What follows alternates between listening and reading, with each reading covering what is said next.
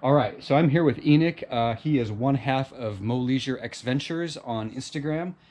You've actually seen him and his rig before on my channel in the ASFIR Post Expo adventure. We are going to take a look at his Xterra because this is a one of a kind. It's a really interesting, unique build, and I know you guys are going to be interested in checking this out. This is a 2009 Nissan Xterra. I put in an awesome suspension system from All Dogs Off-Road. It's a Coney Raid 90 system.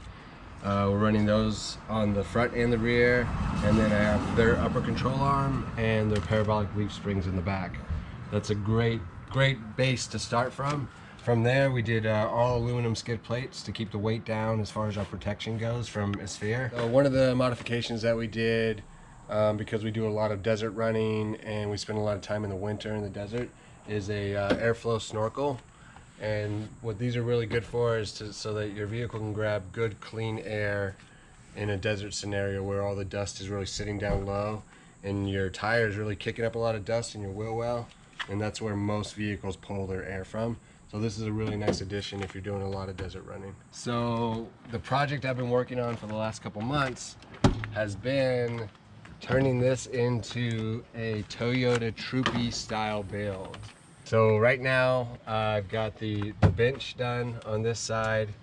Nice little gas struts on that. And then we've got a kitchen sink and a induction stove up inside.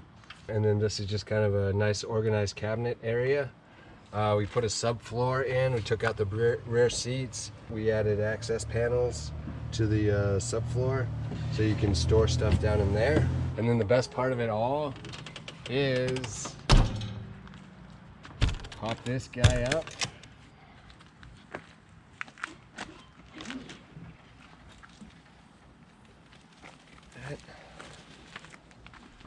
And that is a Big Country 4x4 rooftop tent that was provided to us from Rugged Bound. One of the few aluminum tents that weld all their corners, so everything is kind of reinforced. They really built it up strong, and the reason I picked them is because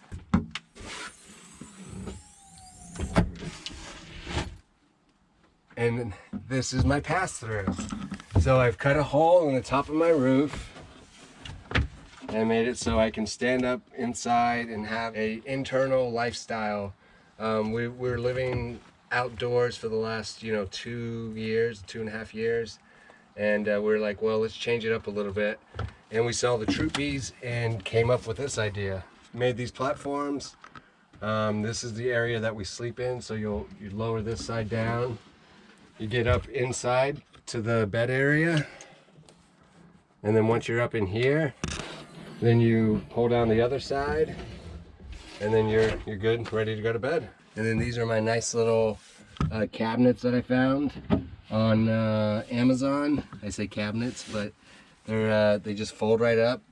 Good space, easy. It's all magnetic, so it holds itself in, and then I just push it back. And I put little cleats right here to keep any of this stuff from actually sliding out when we're off-road. These are going to be my handles. So this door that just keeps opening on us, this will go in right here, and it'll be a flush mount. So then you just pop that out, and then you'll be able to open it up.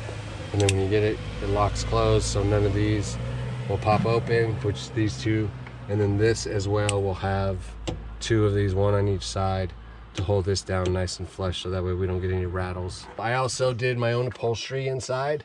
So this is all tweed fabric from Joann's.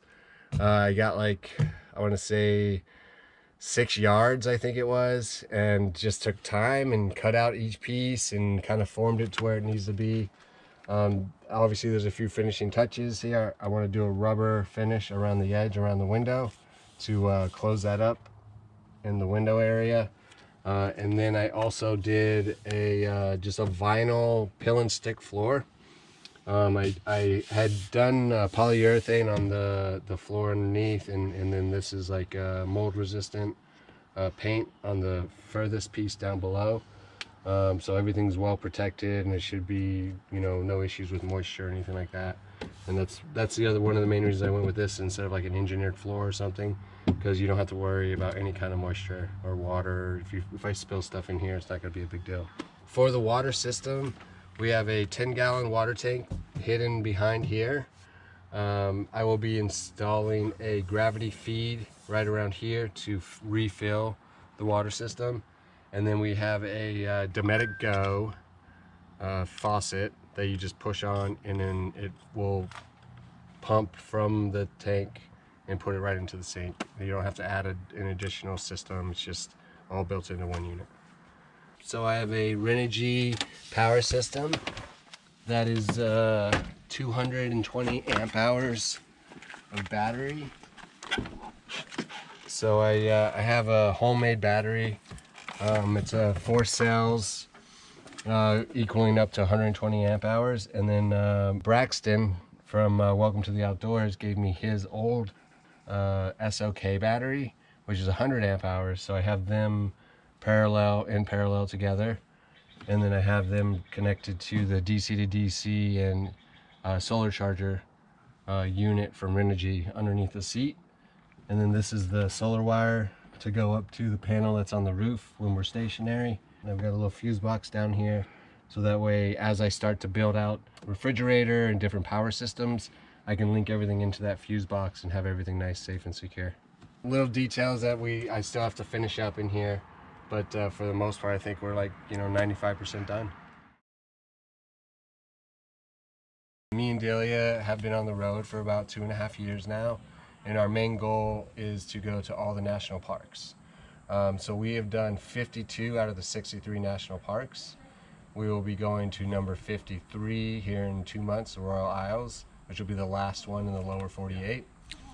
So then we will be working on getting out to Hawaii. There's 2 in Hawaii, 1 in America Samoa, and then there are 8 in Alaska, but we've already done Denali, so we have 7 more in Alaska that we have to go see.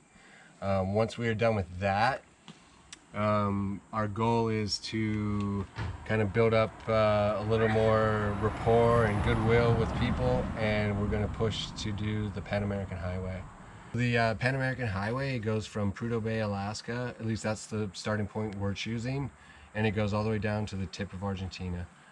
Typically you can do it in about 3 to 6 months if you really push. We're going to try to make it into a year trip, so that way we can really experience the cultures, the areas that we're going through, and not just blow through and say thanks for the gas, thanks for the food, and not ever meet anyone around. So that's an area that we really want to focus on our year-long trip down there, is like really getting to know the cultures and getting to know the people, and hopefully building relationships that in the future we will always be able to go down to those areas of the world and spend months if we want, and have good people to be around. And that is why this build has become what it is today, and it's all in preparation for us to do the Pan American Highway, have that kind of enclosed, I guess somewhat safer environment. Like if we feel like we don't want to go outside during a storm or bad weather, because we're going to be really spanning the whole gambit of weather scenarios on that trip, this would provide us a nice enclosed safe space to get out of the elements. All right, thanks so much, Enoch, for taking a moment to show us your rig. I'm sorry Delia's not here to see the other half, but you've seen her in an earlier video, and I think we'll see these guys again in the future on my channel. At least I hope so. Absolutely. All right. We're definitely going to be doing a trip together soon. Absolutely.